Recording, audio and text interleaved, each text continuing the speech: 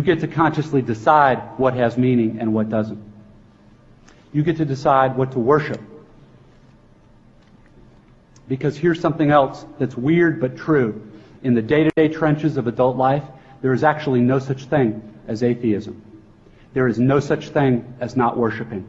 Everybody worships. The only choice we get is what to worship.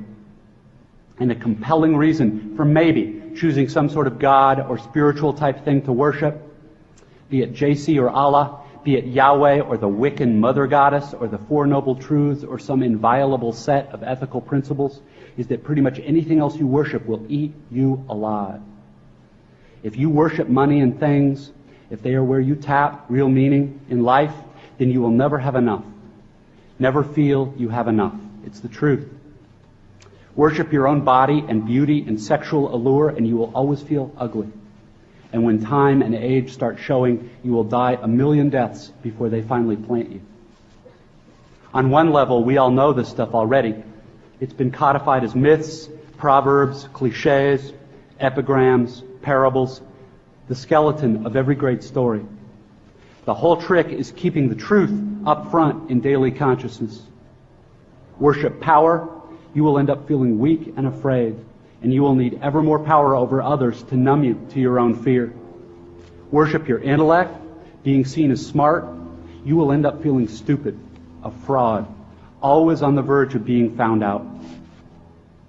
Look, the insidious thing about these forms of worship is not that they're evil or sinful. It is that they are unconscious. They are default settings. They're the kind of worship you just gradually slip into, day after day, getting more and more selective about what you see and how you measure value without ever being fully aware that that's what you're doing. And the so-called real world will not discourage you from operating on your default settings, because the so-called real world of men and money and power hums merrily along on the fuel of fear and anger and frustration and craving and the worship of self. Our own present culture has harnessed these forces in ways that have yielded extraordinary wealth and comfort and personal freedom. The freedom all to be lords of our own tiny skull-sized kingdoms, alone at the center of all creation.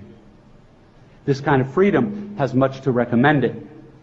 But of course there are all different kinds of freedom, and the kind that is most precious you will not hear much talked about much in the great outside world of wanting and achieving and displaying.